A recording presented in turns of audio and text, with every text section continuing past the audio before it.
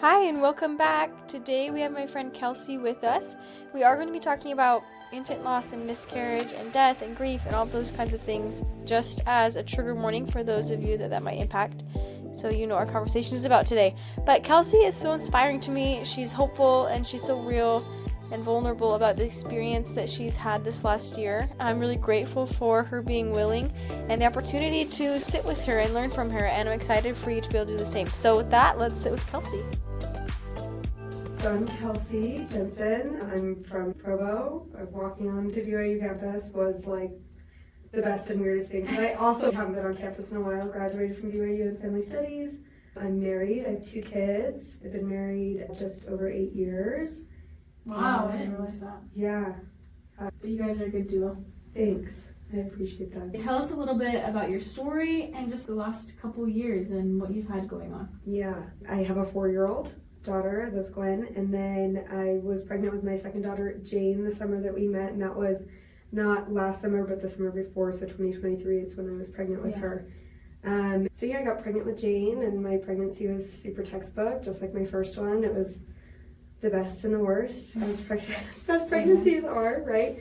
And it was beautiful to be pregnant with her, and we were excited to have another girl. That was unexpected, but happy. And I don't have much more to say about her pregnancy because it was just like, you name it, and I had it. And then we got a blissful 2.5, 3-ish months with her before she passed away, and we're just about coming up on the year anniversary of her death. So she was born in February, so she would have been just over a year, and she passed away from SIDS. So tell everyone what SIDS is. Yeah. So SIDS is sudden infant death syndrome. It's basically a really blanket term that they give to describe a death that they can't explain. If you have a hospital birth, give you like a giant pamphlet of here's all the things you need to know about taking care of a newborn, and SIDS is definitely mentioned in there. And they tell you like some precautionary things to take, like modern advice is we don't lay babies on their tummy, you want them swaddled, but don't want them in the bunting or anything. You don't want loose blankets on or around them. But what I learned a lot about SIDS through Jane's death was just that it's not 100% preventable, and that's why they call it SIDS. Some of the research around it to explain, we're just always trying to learn more about infant death, especially when it's super unexpected. Jane had no health complications out of the blue. Like she was just like the perfect baby. So yeah, it was totally unexpected. And one of the things that I learned with SIDS that I just thought was super interesting is that physiologically, one of the proposed explanations is just that babies' systems are growing at such a rapid pace that they're always out of sync and out of timing with each other. There's a theory out there that one of the reasons children pass away is that even in super safe sleep settings, their respiratory system and their nervous system can't sync up. And so the lack of oxygen causes death because their system it doesn't fail, it just is out of sync. So we don't know exactly how or why Jane passed away. So you just walked in one morning. Oh, and she was to your comfortability. When did she pass away, and what was that like? Man, so we had a last perfect day with her. Couldn't have been better spent. We just were starting to get into the routine of things. 2 or 3 months is when you get out of the newborn haze. So we just woke up in the swing of things, our routine, whatever. We spent a wonderful day. She napped in her bassinet perfectly. My oldest daughter and I, we just played together and had a great day. We went to the thrift store all together with my mom. We came home from the thrift store. I put my oldest daughter down for a nap, and their naps kind of synced up. And so I was like, oh, this is really good. Nap syncing, I might be able to get some work done. I run a small business, and you know that any pocket of time you get is golden pockets, right? Yes. And I love to work, and so I love being a mom, and I love having a project that is not motherhood. So I put Gwen down for her nap, and then I was like, great, Jane's gonna take a nap. So we nursed, I rocked her to sleep, and she was fussy. And then She eventually fell asleep. I got some work done, and then she was like, just not having it. So we snuggled, and she fell asleep in my arms, and it was great. And I texted my husband. I said, hey, when you get home, I'm gonna go to the like co-op space and get some work done, and you can watch the girls. And he said, okay, that sounds great. So he came home about 7 o'clock, and I said, you take the girls for a walk. Gwen really needs to go to the park and get some energy out. I'm gonna head to the co-op space. I'll be there for an hour and a half, 2 hours. And I was there for about 45 minutes before Christian called me, and he just said, you need to get home right now. Jane's not breathing. I've called the paramedics. They're on their way. And it just feels like something out of a movie. Even that memory, slammed my laptop shut, said, I'm on my way, hung up the phone, sprinted out of the office building. Did I wheelie out of that parking lot? Sure as hell did. Tried my hardest, and just like the whole way home, gripping the steering wheel, like heart racing. Please, God, just bargaining, begging, whatever this is, like whatever happens, please. And it's so surreal to pull up to your home, and there were 4 fire engines outside, lights and sirens all going, and the neighborhood's super quiet. Nobody's outside, which I have always lived in Utah, especially on this East Bench. So to see sirens outside is not abnormal, just because there's usually fires going. The fire station's really close, and it's usually a neighborhood spectacle, but nobody was there. I don't know, super, super funny, the details you remember. So I just raced into the house, and they had a police officer there that just said, you can't come into where she's at. You need to just go and sit in your bedroom with your husband and with your daughter. And I called my mom, and I said, because my parents are super close, and I just said, you need to get to the house right away. And same thing, there must have just been the urgent emergency tone where it's no questions asked what's going on. It's just, okay, we'll be there. And so they showed up maybe 5-10 minutes after I'd shown up. The police officers were super sweet with Gwen. They were just trying to keep her entertained. As Christian and I were just worried out of your mind. There's nothing that makes you feel more powerless than not being able to do anything for your child. Christian had taken the girls for a walk and then come home and put Jane down in her bassinet for a nap, and then gone out and done some yard work and watched a little show with Gwen. And when he went to check in on her, he says that he pulled her out of her bassinet, and he just realized that her body was limp, yeah. And he pulled her out onto we had a little kitchen island. He pulled her out onto the kitchen island and realized that she wasn't breathing. And so he was the one that had to start CPR on her. And for as close as the paramedics are to our house, they're literally a 2-minute drive from our house, to not know how to perform CPR on an infant, nonetheless. Yeah, that's small too. That small. She's 3 months old. She can't even hold her head up by herself.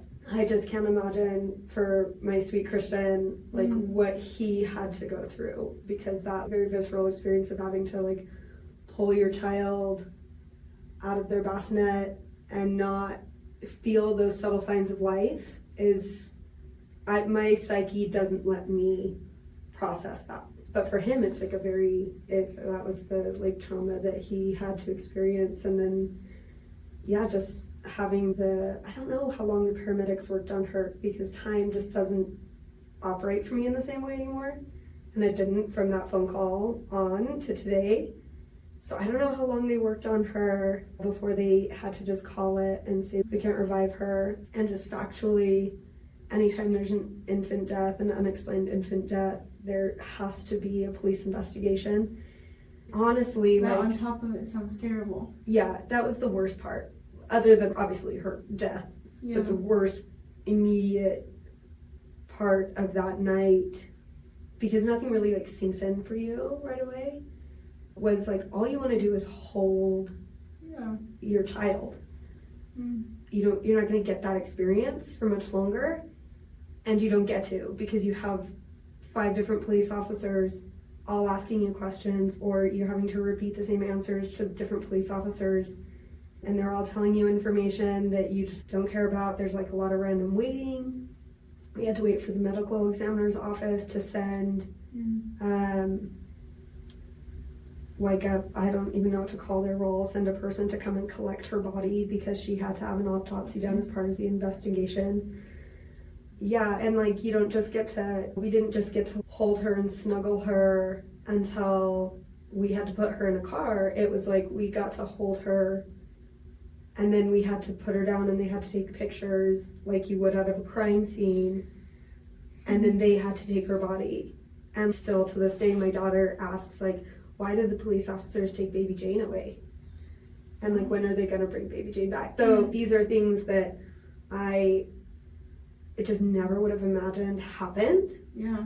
For an infant death, and that. All of it so fast, so shocking. So fast. And then not done, but what just happened? Yeah, because then they all left. Then all and the you're sitting parents there, leave, and your house is just empty, and you're just Jane. like, I don't know what just happened to me or to my life, or what. Christian and I just took a walk. My parents took Gwen to their house. Yeah, and then we just did the hard work of trying to sleep that night because it was at night. And yeah, the really beautiful part is that when the medical examiner had done their autopsy and her body went to the morticians, the mortuary that we worked with, the funeral director, was like an angel. He's helped my family through 3 deaths this year, so Jane's death is not the only death that we've experienced in the last year. He let us come in and hold her as long as we wanted to every single day, which is not a typical experience. Wow. You don't usually get to go and see your loved one at the mortuary after embalming. You might get to once or twice before the actual public viewing. But to hold your infant, and he just was like, this is a miracle how well your baby's body has held up. And it was just a really sacred thing to be able to hold on to her, because for as much as I personally believe so much of our existence really happens in a spiritual sort of plane or dimension, you just can't negate the physicality of a body, and of a body that you created, and the connection that brings. So that was a really special thing, and it's been extra and incredibly special to receive signs from Jane that she's still around and that she's with us still. What are those? So when she passed away, the business that I run is all through Instagram. So I've created quite a little social hub, and people just wrapped their virtual arms around my family like I have never seen. And especially something I didn't expect, because I'm a reseller, so I resell clothes online. It's the most vain thing. It's not anything special. I'm not a big influencer or anything. But one of my customers sent me a book, and the book is called Signs. It's by an author named Laura Lynn Jackson. She's a spiritual medium, and it was so sweet of her to send it to me. And I just have to thank Kiki is her name. Kiki, thank you. Thank you forever for this book, because Laura Lynn is a medium, and she talks about not how to communicate with our loved ones who have crossed over, is the term that she uses, but how to recognize signs that they're still here and that they're still around. And I've received signs in the past. My first experience with loss was with my grandma when I was 14, and she was basically my mother. So her loss was really preparatory for me. And so I've received signs from her in the past, but I've never really connected the dots. And so Laura Lynn's book is all about what are some of the common signs that our loved ones send to us. A lot of those things are butterflies or dragonflies or coins or electrical signals. Anyway, her book's really instructive in that way. And then she also talks about we can establish signs with our loved ones that have crossed over.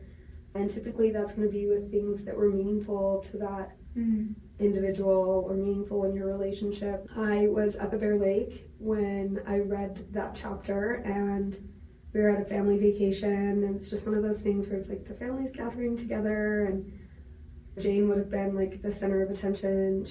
There's not a lot of grandkids in my family. She would have been the 3rd grandchild, and everybody loves babies, and so she just would have been loved on. She would have been so loved on. So I was sitting and just feeling sad and sorry for myself and missing my baby, and I was finding myself secluding myself more and more. And I was sitting on the deck of this cabin we were staying at by myself at night, just thinking about Jane, and I just could not get her off my mind. And even though we were there like July, there's like typically bugs everywhere. It was like a pretty bugless summer. This is on board. I just turned around, and on my shoulder was this little ladybug. And I was like, I think that might be Jane, like this little ladybug. And I just said, hi Jane. And it crawled around for a little bit and then flew away. I didn't think much of it until the next week that I was at like this little neighborhood park that I would take my daughter to. And I'd taken Jane and Gwen there one day. Just one time we'd made it to that park, our favorite little park. And same sort of thing, like we were just playing there, and I'd realized like, oh my gosh, I'd only taken Jane here like one time. And I was feeling sad and sorry for myself and missing my daughter. And I just said like sent mental energy out to, mental and emotional energy out into the world, and just said, Jane, like, I miss you, I'm thinking of you here, I love you, and if you are there, then like, I'm open. Send me a sign that you're here with us too. And like,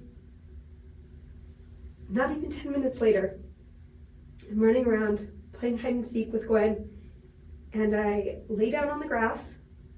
And again, it's like midsummer, not a lot of bugs, not a lot of anything going on. We're just at some old park. And I lay down, and right under my eye line is this overturned leaf, and just barely my eye can see this tiny little ladybug under this leaf.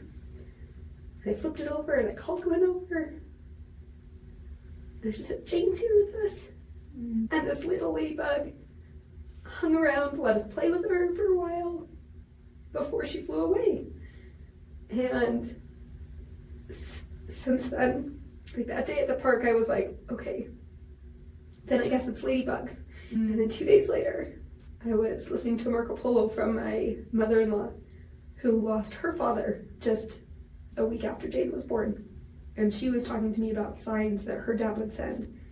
And I was, again, thinking about, okay, what is the sign I'm going to establish with Jane? Is it ladybugs? Is it something else? Is this just coincidental? Whatever. And as I'm listening to this Marco Polo, I'm getting ready to reply, and I like look down at my yoga mat, and like another little ladybug just walks right up to me.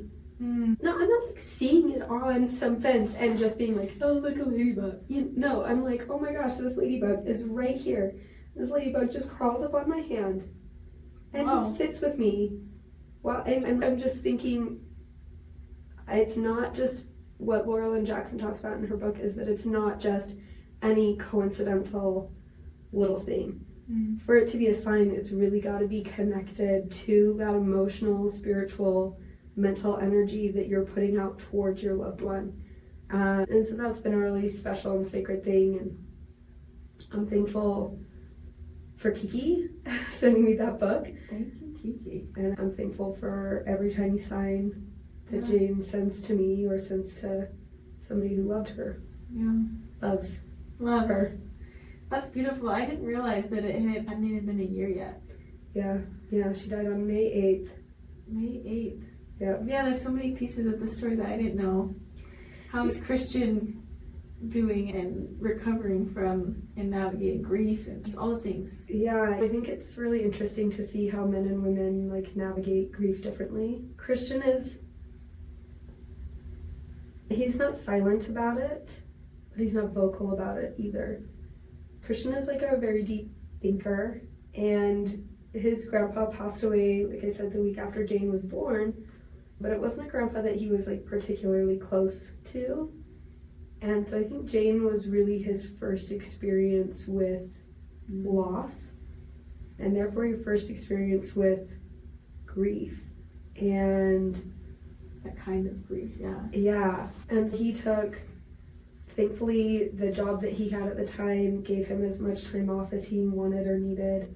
He's in the National Guard, and so his leadership in the National Guard basically said the same thing: take as much time as you want or need. And it's just been like a riding the waves. Some days you're thinking about her a lot more, and other days you're not thinking about her, but she's just not like on the forefront of your mind. Yeah, I'm curious how it's impacted your familial relations. Gwen would have been 3. Yeah, and that is still really young, but also kids are really poignant. Yeah. And receptive and aware a lot more than we think sometimes. Yeah, I would say Gwen didn't really understand what was happening, and she has weathered it tremendously well. She's just kind of now starting to ask questions like, why did the police take baby Jane away? When are they bringing her back? Oh, that's like recently. When are they bringing her back? Yeah. Oh. She asks that to me about once a week. Sorry. And we talk about death, and you try to just navigate that conversation with a 4-year-old at a 4-year-old level. And then you throw the Jesus thing on there, which we're Christians, we believe in Christ. And so trying to have that conversation with, like, I've started to tell her, like, the police people will never bring baby Jane back because her body's separated from her spirit, and her spirit's living with Jesus now. And one day Jesus will bring her back to us and we'll all be together again. And she's like, okay, so when is Jesus bringing Jane back? Like, when is this supposed to happen? Next week? Can we, like, hurry this thing up? And my attitude's very much the same. Like, hurry this thing up. So she just needed to be close to us and needed to be extra close to us. I just can't imagine gaining a sibling and then losing a sibling in such a short period of time. It's like one of the most world-rocking things for a toddler to gain a sibling, and then it's one of the most world-rocking things to lose a sibling. So to do that in a short 3-month span of time, for me and Christian, felt very much like whiplash. And we have the physical faculties to make sense of that as best we can.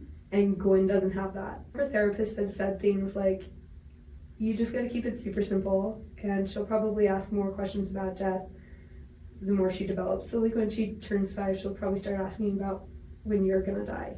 And that might be a cause of anxiety for her. But right now she doesn't really have a concept for what death really means. So people were really intentioned. They really wanted to care for us and take care of Gwen. So many people offered, can we just watch Gwen for you? And it was so generous of them, and I took 0 people up on their offer because the only thing Christian wanted to do was to be with Gwen, was to keep her safe, was to know it all, to protect.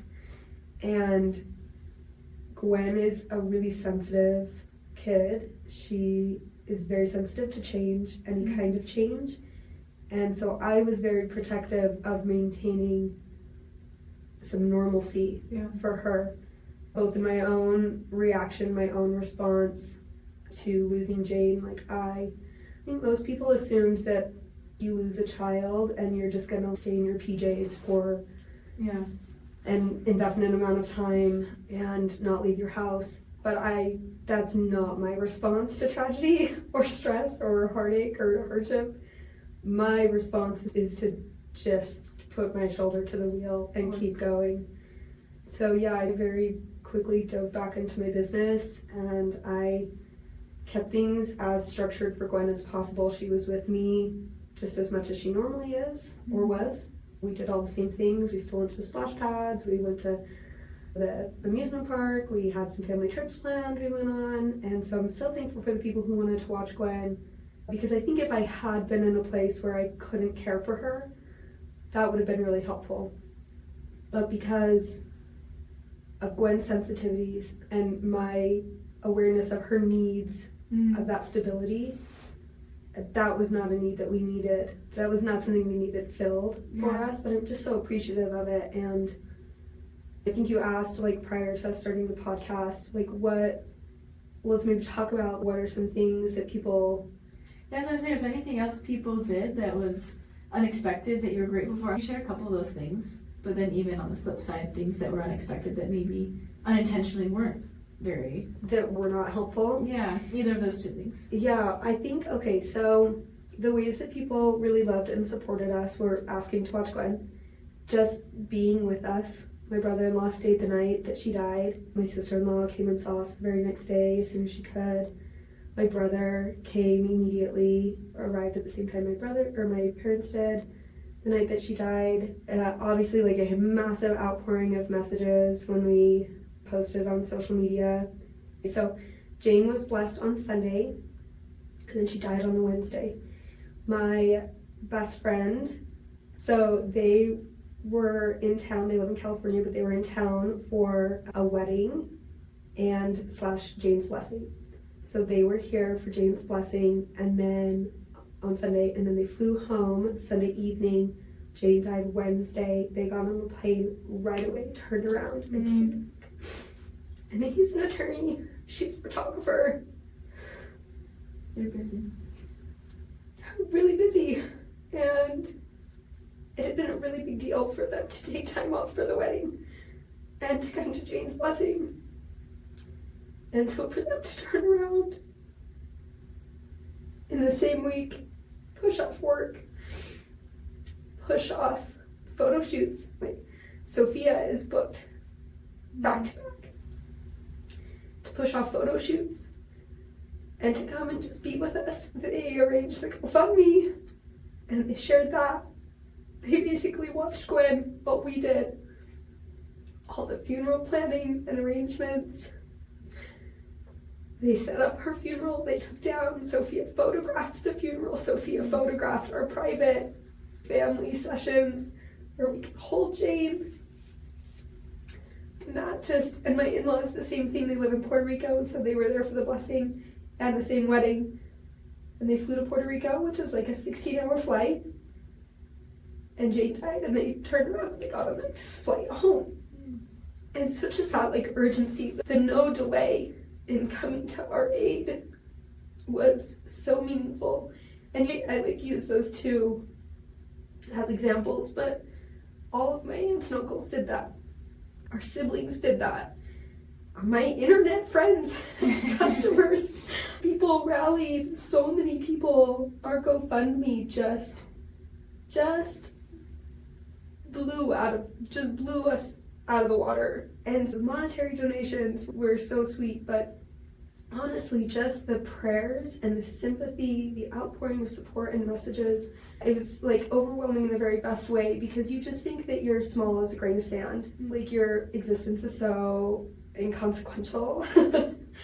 And then tragedy strikes and you just recognize the good.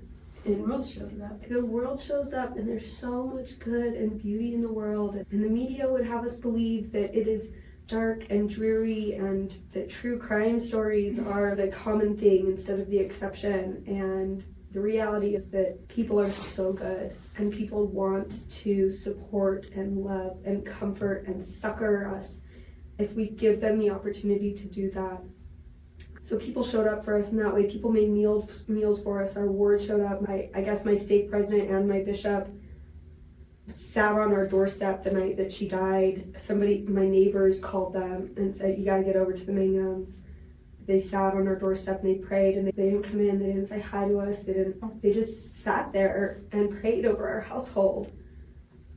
And people are still praying for us. I've had people just drop off random things at Jane's grave, which means the world to me, because it means that she lives on in their memory, and they're going to tribute to her. Little gifts to me, little gifts to Gwen. But I would say, honestly, the most meaningful things that people have done for me personally are twofold. One, just treating me like normal. And I really appreciate my friends who just showed up for me like they normally do. Went to splash pads together. They talked to me, not in the sympathy tone. Yeah. If they were concerned, they asked how I was doing. They let me talk. They hugged me, they embraced me, they did all the things, but they were doing all those things normally. And the second thing that's been most meaningful to me is that people have just kept Jane alive by talking about her. So meaningful to me when people ask me about my pregnancy with Jane. She didn't get a lot of developmental milestones, but when they allow me to just talk about those couple months that we got with her, or talk about signs from her, and they talk about her as if she's still a living, breathing being, so meaningful and so just makes me feel so loved and seen. I think that's huge because I think a lot of times we really tiptoe around or feel uncomfortable asking, people that have passed away to like their close loved ones. Yeah. When in reality, like that's the most healing thing is tell me about Jane or tell me about your grandpa. Yeah. And yeah, I'm glad you would share that. Yeah, and it's because it gives a person an opportunity to talk about somebody that they really love. Yes. And to remember all the good times, and also just to process the garbage behind it, because loss is really hard, and it is no wonder to me why death is like such an enigma for most of us, and why it is usually one of the hardest things that a person can go through. And it's become, I think, like even harder in our sort of anti-social age, where people they don't want to like step on toes, they don't want to confront things, they don't want to offend, they don't want to make you feel emotionally uncomfortable by making you feel a quote-unquote negative emotion, whether that's like sorrow or sadness or anger or regret or remorse of anything. I think we are well-intentioned in trying to coddle people's emotional well-being. But with grief, it's just a different story, because if you don't honor somebody's relationship by talking about it, then it's like that person doesn't live on. That's why there's so many cultures around the world where we like do ofrendas, where we are like paying homage to our ancestors, where some cultures are praying to their ancestors to keep those alive, because the legacy that those relationships leave, the lessons that those people instill in us, we need them for our own lives and for our future. And if we don't talk about them, if we don't connect with them, then we don't give or get that opportunity. So yes, if I have any piece of advice for listeners, it's please do ask. Don't just ask your friend or your family member how they're doing. Ask them about the person that passed away. Ask them, what was your relationship like with that person? What do you remember about them that you loved the most? What are you missing the most about that? What's hardest for you at this phase of grief? Gosh, what do you think this person would have done for this holiday? Or what do you think they would have thought about this decision? Bring that person that has passed away into the everyday conversation. They can live on. And they can live on. And so can the lessons that person taught to you. There's so much that my grandma taught to me that I feel like has just faded away over the last 15-ish years since she's passed away. But when I talk about her with like my cousins who didn't really get to know her because they're just, our age gap is such that they didn't, it all comes back to me, and it's like living with her again, and it's getting to pass her on in a generous way, because she was such a phenomenal person, and it's such a tragedy that my cousins didn't get to know her. But when I get to talk about her, then all those things come back to me as an important lesson for me, and something that I can pass on still to my family members who didn't get to know her the way that I got to know her. Some of that just feels like a broader culture kind of approach, and this is why like Mexican culture is like so beautiful and rich in the way that they respect their elders, right, and their heritage, their cultural ancestry. It's a massively important deal that you do not forget where you came from, who your roots are, where those things came from. And in American culture, we have really lost our ties to our ancestors, and so broadly speaking, there needs to be a change in the culture for that. But more minutely speaking, it's important for people, and I think it is helpful for younger people especially to have a sense of their identity tied to their ancestors.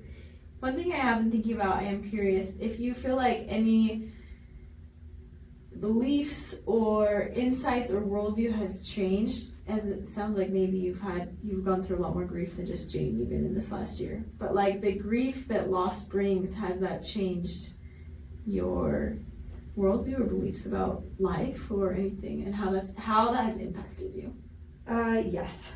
And differently, right? It was really interesting for me to experience Jane's loss and compare it to my grandma's loss, because the grief was very different, and the worldview that changed when I lost my grandma was so personal. It was very much like this chasm opened up in front of me, or inside of me, where I was like, oh my gosh, I can't fill this. Nothing can fill her void. Jane's loss has been much more intellectual. Experiencing her grief has been more of, gosh, you just never know what's going to happen.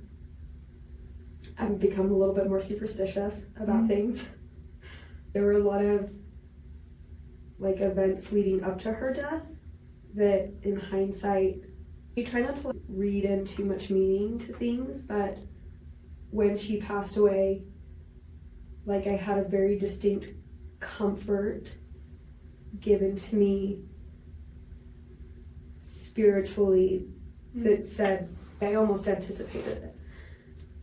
I almost anticipated that I wasn't going to get a lot of time with her. I didn't know what that meant. And I felt that during my pregnancy with her, that I wasn't going to get a lot of time. And I didn't know what that meant. And no one really does. So my worldview is very much, paying attention to those little things and maybe not giving tons of credence to them, but being aware of them and being curious with your higher power about how that might be a mercy for you. And in that same vein, Jane's death has really brought me back to Jesus.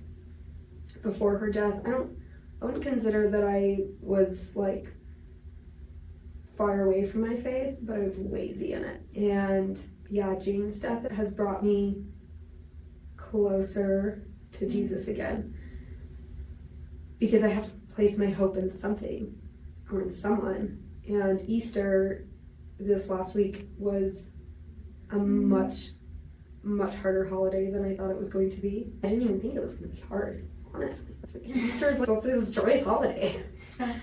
But it was probably the most difficult holiday for me since her death, because it put all of my alleged belief systems in front of me and said, you have to choose what you believe.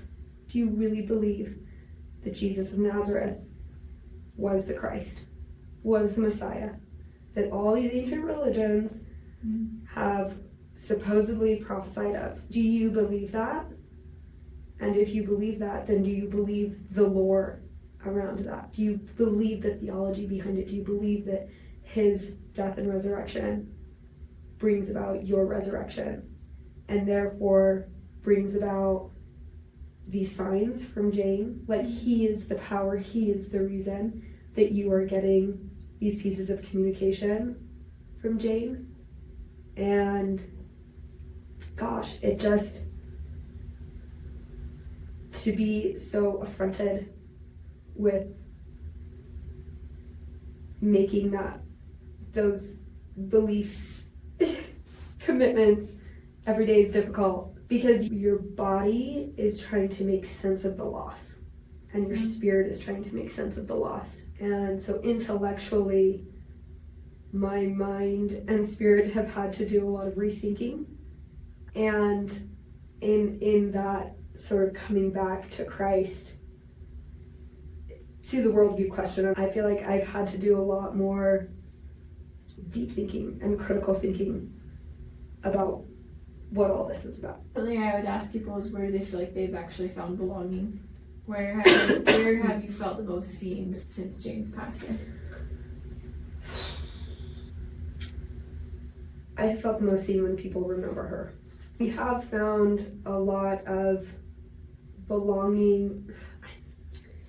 I don't know if I want to even call it belonging. Just a lot of love and community and a deepening of relationships when people want to talk about Jane. Mm. I think a really good contrast example is Gwen started preschool last summer, and she started in the fall. And it's a really awkward, the question, how many kids do you have? It's a really awkward question to answer because you have to socially gauge how uncomfortable do I want to make this other person. Yeah, does it cater also to their social IQ, or how can they handle this, or... Yeah, and so sometimes if I'm at the park with somebody and somebody asks how many kids do you have? I'll just say 2. And if they want to continue the conversation, then I say, yeah, I've got a 4-year-old and a 2-month-old. I've not yet been asked, where's your 2-month-old? And you don't say, I have a 3-year-old and a 2-month-old, but she's passed away. So I just gotta let the other person lead. So this is the awkward story. It's a quick one. I was at preschool pickup with Gwen, and there was this really cool mom, and her kids were getting along, and she was super friendly. She reminded me a lot of you. And we were just chit-chatting there, and she was talking, we were just making conversation, and then the dreaded question, how many kids do you have? I said, I have Gwen, and then I have a daughter who passed away. And she said, oh my gosh, I'm so sorry. Oh, and she just got super awkward. And so I just offered more information, yeah, it was my baby, she's 3 months old, she passed away, and we were sad about it, but we're happy we got life with her. And she just awkwardly scooted out of the conversation. I called her child over, she's okay, it was really nice to meet you, let's go. And she doesn't really want to talk to me anymore. You've seen her. Yeah, I still see her. This wasn't a one time. This was a one time, and it was our first time having a conversation, so bums on me for saying, dropping that bomb, uncomfortable, but I'm learning too, right? This is part of my learning process. Now I just say, I have 2 children, I have Gwen, and I have an angel baby, and typically people don't ask me more questions than that, which I find if they do, but I think most people assume, oh, that means she had a miscarriage or something like that. So yeah, I learned my lesson that some people just get really awkward. So I guess my other piece of advice is somebody drops that bomb on you, again, your default question can just be I'm so sorry, that would be really hard. Did you have a name for that child? How old are you? Just be inquisitive, just ask questions and engage the social atmosphere. If they're awkward and they don't want to talk about it, you just pat them on the shoulder and say, thank you so much for sharing that information with me. I'm so sorry for your loss, and move on. But the fact that someone would share or bring it up would be they're okay to talk about it? Question mark. Yeah, I think that's really dependent. But just like you said, everyone's in their own learning process, and they might say it and not really want to talk about it, and it's just you just kind of have to have some social awareness. Default on your brush up on your social cues and your emotional radar of the conversation. What is the tall temperature? Order, Kelsey. I know. But generally people like to talk about. Generally people like to talk about because they don't have, we were talking about, that person's not here to speak for themselves, to be that presence. And if somebody gives me an opportunity to talk about Jane, I want to talk about her because I love her and I love sharing with her, and it's the only way that the world is really going to know her name. I'm not the person that's going to start a foundation or a charity in Jane's name. I don't have that capacity. Some women do that, some men do that, and they are amazing angels on this earth doing good work. I'm not one of those people. Yeah. You are an angel on this earth, okay? You just don't do that thing. Do something else. That's really sweet of you. And I feel I know this is getting long, but I feel I need to do my miscarriage. Yes, please do. I was actually going to ask you, but because I don't have experience with that, but I feel it's such a common thing, and yet it's common, but it doesn't make that experience any less painful. And anyway, so share what you would love to share. Yeah, like I said, each loss is different, right? Miscarriage is different than SIDS, different than medically complex children, because each has their own element. But I think, for miscarriages especially, my personal change in worldview, if I'm going to go back to that question, really has opened up a whole lot more sympathy for folks who have experienced miscarriage, regardless of the week in which that happens. It's a little bit easier to have compassion or sympathy for a late-term miscarriage where you have to actually pass the fetus and still bury them or cremate them or do something, rather than prior to that first trimester when they're like the size of the tip of your pinky or whatever, Yeah. I think it's easy to not be as sympathetic toward that loss, and that's wrong. Because those women and those men too, they are experiencing the same loss that all lost parents feel, which is loss of the future, loss of the potential, loss of what would have been. And for so many, definitely not all, again, we get a blanket statement, but for so many miscarriage families, it just goes hand in hand with infertility.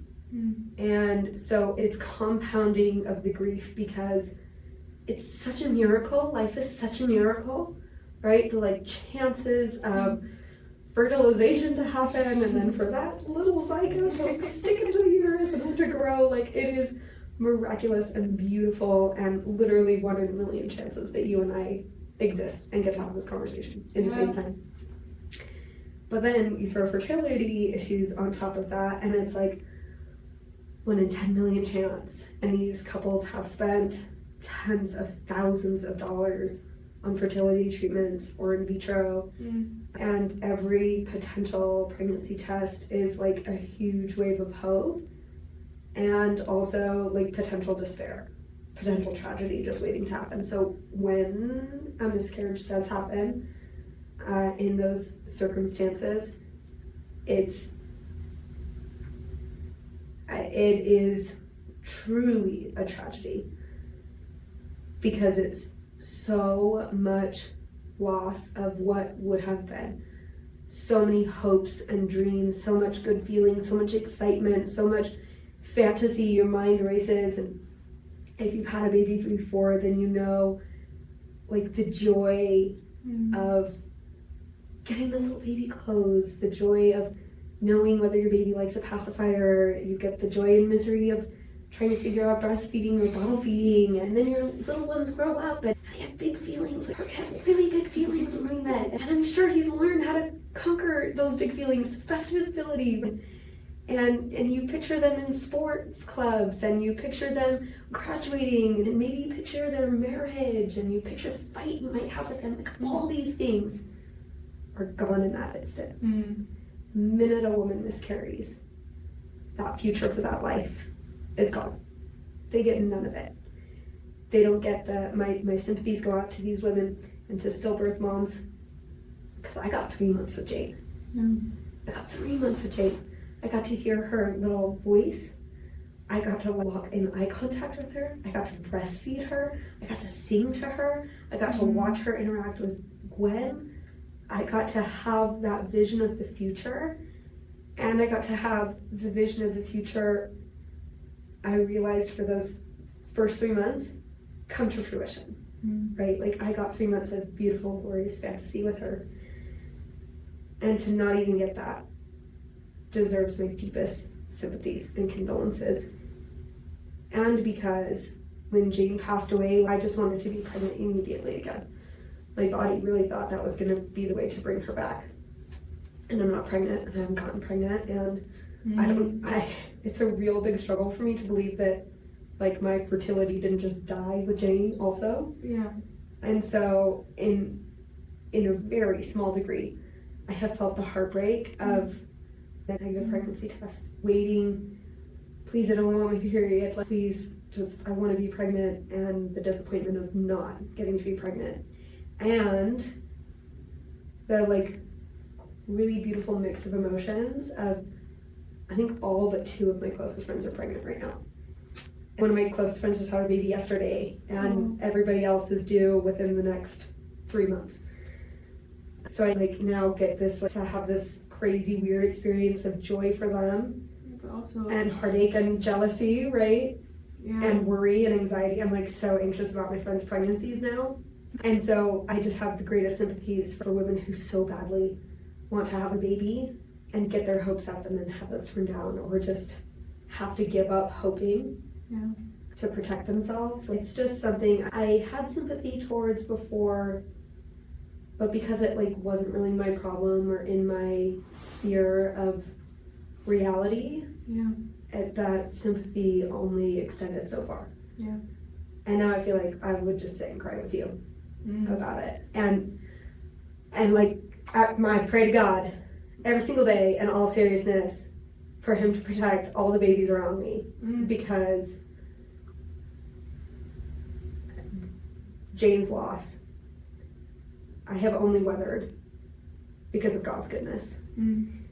I have only weathered because he has prepared me to shoulder grief for my entire life. And for people who have not experienced loss yet, whether that's an infant or a grandparent or a sibling or a parent or a friend or whomever is there, they feel close to, that storm's coming. And it's a hard storm. It's a dark storm. And I can't imagine my friends going through that, going through what I've had to live through. I just don't want it for them. And so truly my deepest prayers are like, you just keep those babies so safe, you keep them growing, whatever I have to do, I don't know, however much faith you need from me, you will get it from my friends. Because it's just a tough thing. So anyway, one of the hardest things for Christian has been her burial, to have her body not close to us. A new dream that's just been realized for us is that we really want our own property where we can bury her on our property. Because there's something about having her close. And we've had to have conversations like, what if you get a job, or what if the military stations us somewhere away from Jane? And it really is like, what do we do? And think about the pioneers who had to bury their infants on frozen plains, or Emma who had to bury her children in Missouri and then leave and walk away and never go back, and never be able to go back to that place of mourning, because burial and having a spot for rituals for our dead is really important. And gosh, it's again unfathomable. How do you do that? And somehow people will do it and continue to do it, and Okay. So it's jumping back to the infertility, I hear a lot of people say, like, I don't know how to talk to people that are not like having that disappointment, that loss, that are continuing in that space, so I just don't talk about it with them, or I don't bring it up, or I try not to. Do you have a suggestion to people listening? What's the best way to approach something like that? I think it's really individual. I think I'm a thorough advocate for having those tough conversations with people and saying, I love you and I really want to support you through this journey. I recognize yours is different than, maybe my other friend or my sister or whatever. How do you want me to approach you about this? Is this a topic that you want to talk about? Can I bring it up with you? How do I know when you don't want to talk about it? Because otherwise you're just operating under assumption. Yeah. And I used to have a boss that said, you know what assumption is, right? And I said, no, I don't. No, Kevin, tell me what assumption is. And he said, assumption makes an ass out of you and me. So, wow. That's actually pretty good. It does, really. And it does. Because if we don't give people the opportunity to get those things clear for themselves, then we strip them of the chance to get closer to them in our relationship, one. And two, it just allows for way too much uncertainty surrounding a person. And if you really love a person, there should be no fear in trying to get closer to that person. Yeah. And figuring out how to be in relationship to each other. And again, I think a lot of us with good intentions try to sidestep. Yeah. But the kindest and most loving thing we can do is get clear with somebody and hear it from the horse's mouth. Because there really are a lot of people who say it's too difficult or painful for me to talk about, and they might bring it up in their own time and in their own space, and you might just be a listening ear in that moment. And there might be people who want to talk about it all the time. So I think just asking those informational questions and getting more data Mm. is what's going to allow that relationship to get deeper and at a minimum continue. Yeah, no, I think that's huge. I love that. Amazing. We could talk all night, huh? Yeah, we could.